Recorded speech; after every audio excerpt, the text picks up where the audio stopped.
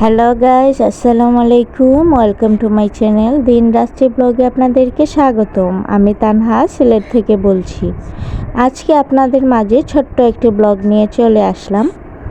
তো প্রথমে আপনাদের সাথে শেয়ার করে নিচ্ছি কে একটু বের হয়ে গিয়েছিলাম, কি কিনে নিয়ে আনলাম সেগুলো।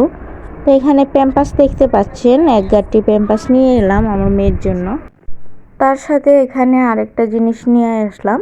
আসলে এটা কেনার কোনো উদ্দেশ্য ছিল না, কিন্তু দেখে ভালো লাগলো। আর অনেক সময় দেখছি অনেকেই কিন্তু এই ধরনের ফ্রেম দিয়ে ঘরটাকে একটু সাজায়। তো এটা কেনার উদ্দেশ্য ছিল না, তারপর সামনে পড়েছে তাই নিয়ে নিলাম। এটা দিয়ে ওয়ালটা একটু সুন্দর করে ডেকোর করব। তারপর আরেকটা জিনিস আনলাম, সেটা হলো আমার মায়ের জন্য একটা জিনিস আনলাম। কারণ আম্মাকে দেখছি অনেক দিন ধরে এরকম ব্রাশ আম্মার কাছে ছিল না, তো একটু টুকরা কাপড় দিয়ে তেল ব্রাশ করেন উনি। তো আমার কাছে মনে হলো আম্মার জন্য এটা জরুরি, যেহেতু আম্মা অনেক সময় পিঠার আইটেমগুলো বানান, তাছাড়া আবার পাটিসাপটার কাজেও লাগে। তো সেই জন্য আম্মার জন্য এটা জরুরি হয়ে গিয়েছে, তাই আমি এটা আমার মায়ের জন্য নিয়ে আসলাম। তো এখানে একটা অয়েল ব্রাশার আছে, একটা স্প্যাচুলা আছে। তো দুটোই কিন্তু আমরা ইউজ করতে পারবো, বা আম্মা দুটোই ব্যবহার করতে পারবেন, সেই জন্য এই সেটটা নিয়ে আসলাম। তো এই সেটটা সম্ভবত 100 টাকা নিয়েছিল। আর এই দিকটাতে একটা সুন্দর একটা প্রিন্ট নিয়ে এসেছি, 2.5 হাত বহরের একটা কাপড়, একদম পাতলা সুতি বয়েলের ভিতর। সেটা হলো আমার ননাসের জন্য একটা লং ম্যাক্সি বানাবো, সেই জন্য আমার শাশুড়ি মা বলেছেন এই কাপড়টা আনার জন্য। তো ওনার জন্যই আসলে এই কাপড়টা নিয়ে এসেছি, আমি ওনাকে বানিয়ে দিব। তা আসলে বের হয়ে যাই একটা দুটো জিনিসের জন্য, আবার দেখবেন আরও দুটো তিনটে নিয়ে আসি। আসলে আমরা মেয়ে মানুষ, যা দেখি তাই ভালো লাগে। আর তাছাড়া 99 সবগুলোতে ঢুকলে আর তো বের হতেই মন চায় না, মনে হয় সব কিছু নিয়ে আসি। তো যাই হোক, এই দিকটাতে আরেকটা জিনিস আপনাদের সাথে দেখাচ্ছি। এই যে বেডশিট কাভার নিয়ে আসলাম, এখানে প্রায় 5.5 গজের মতো কাপড় এনেছি। তো এখান থেকে আমি আমার বেডের জন্য বিছানা বের করব, তার সাথে দুটো বালিশের কাভার, একটা কুলবালিশের, আর দুটো ছোট ছোট কুশনের কাভার বের করব। তো এই জন্য একসাথে থান থেকে কাপড়টা কিনে নিয়ে এসেছি।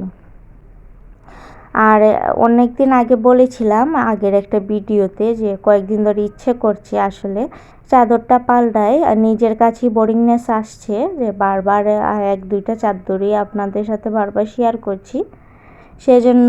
আর একটু হোয়াইটের দিকে কেন যেন এই এখন একটু মনটা টানে, কারণ এখন বেশি কিন্তু চলছে হোয়াইট শেডের ভেতরে চাদরগুলো, তাই আমি একটু হোয়াইটের ভেতর নিয়ে এসেছি।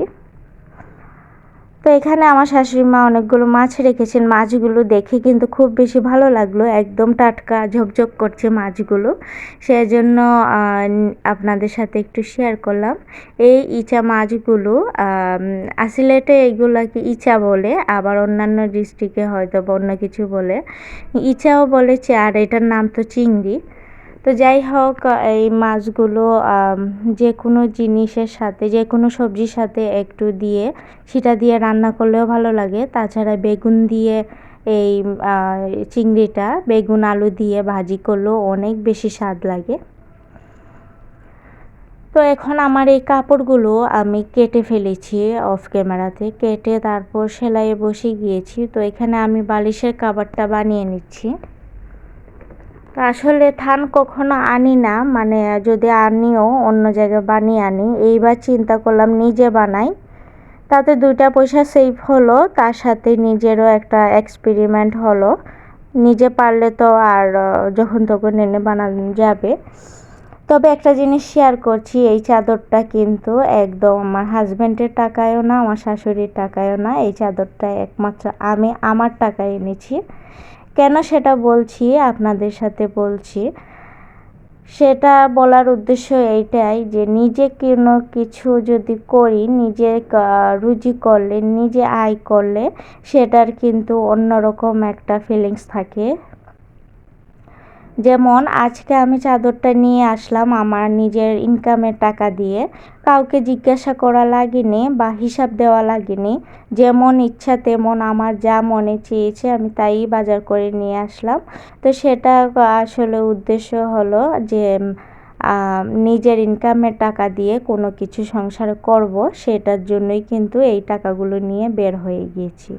তো গত ভিডিওগুলোতে আমি একদিন শেয়ার করেছিলাম যে আমার অর্ডারি কামিজ আমি সেলাই করছি।